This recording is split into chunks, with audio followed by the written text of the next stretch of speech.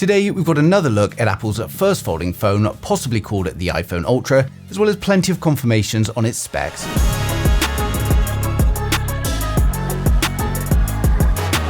So first up, we need to talk about the design, because strangely enough, this is one of the biggest mysteries surrounding the phone.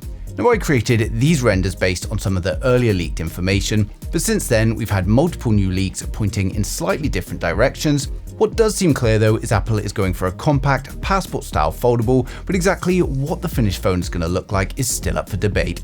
Now, earlier reports showed a large camera module stretching across the whole rear of the phone, while more recent leaks have pointed towards a much shorter camera module on the back.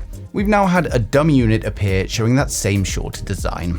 But even those dummy units don't answer everything. They show the selfie camera positioned at the top center of the external display, while recent leaked screen protectors instead are saying that it could sit top right corner. And normally, this close to launch, we'd have a much clearer picture of the final design, but there are still enough conflicting leaks that I wouldn't call either layout confirmed just yet. Now, at this stage, the one thing that we can be pretty confident about is the overall form factor. It's small, it's wide, and it's a passport-style foldable that opens up into a much larger display. Now, something we do know now, however, is the iOS 27 features, and for anyone that wants to try it but you don't want to get stuck if you don't like it, we've got today's video sponsor, Wondershare Dr. Phone, and it gives you an easy way to upgrade your iPhone with the option to roll back later if you change your mind.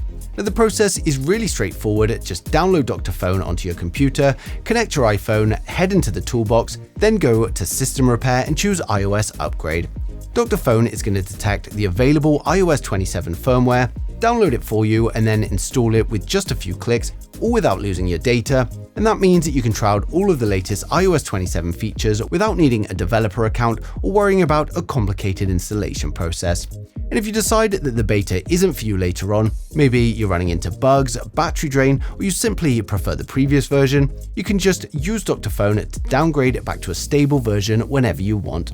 Now, it can also help fix common iPhone issues after updating, like freezing, boot loops, or other software problems, making it a really useful tool not only for testing out new iOS versions, but also just fixing any issues you've got with your iPhone. So if you want the freedom to upgrade, downgrade, or repair your iPhone whenever you need to, check out Wondershare Dr. Phone using the link down in the description below and try the system repair tool for yourself. Now back to the iPhone Fold, or iPhone Ultra as it's likely going to be called, and when it comes to the specs, thankfully the reports are much more consistent. We're expecting a 5.5-inch 120Hz external display, which should make the phone very compact when it's closed, and then it opens up to a much larger 7.8-inch 120Hz foldable display. There has also been plenty of claims that Apple have somehow managed to completely eliminate the crease in the center of the folding display. While that's certainly possible, I'd be very cautious with those reports now. Samsung Display is reportedly producing the panels for the iPhone Ultra, and even Samsung's latest foldable still has a crease, although it does continue to become much less noticeable with each generation. So a dramatically reduced crease seems very realistic, but whether Apple has actually managed to completely make it invisible is something we'll have to see for ourselves, but it's pretty unlikely. Now, one area where the iPhone Ultra could really impress though is its thickness. Multiple reports are pointing towards a body around 9.2mm thick when it's folded and just 4.5mm when it's unfolded. This would make it a seriously slim device, considering you're essentially carrying two halves of a phone stacked together.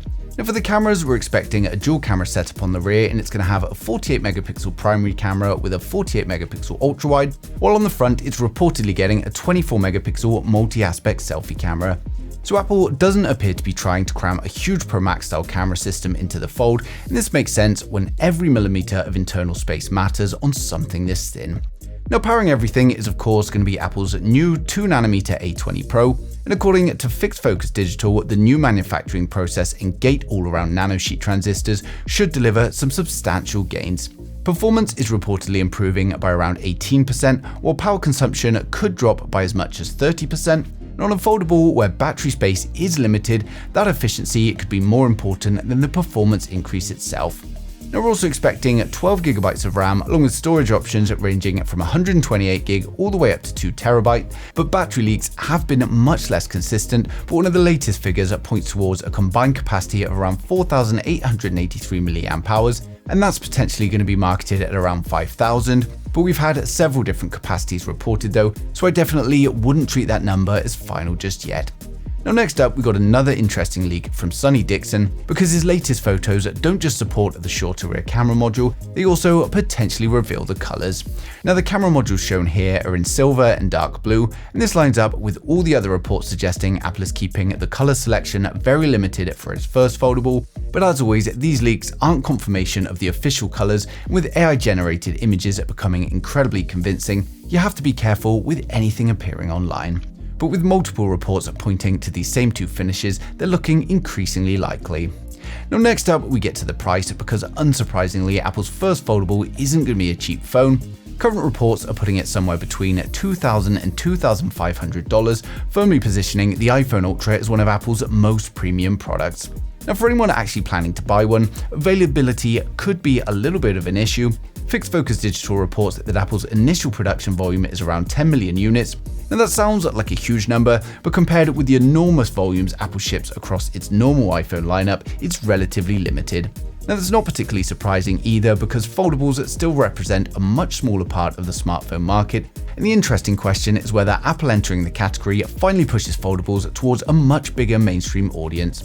But overall, the iPhone Ultra is looking like a very different kind of iPhone. You've got a compact 5.5-inch phone when closed, a 7.8-inch device when it's opened, you've got an incredibly thin design, dual 48-megapixel cameras, and the new 2nm A20 Pro powering everything. Now the final design and battery capacity of course still have a few question marks around them, but with the launch getting closer, we shouldn't have too much longer to wait.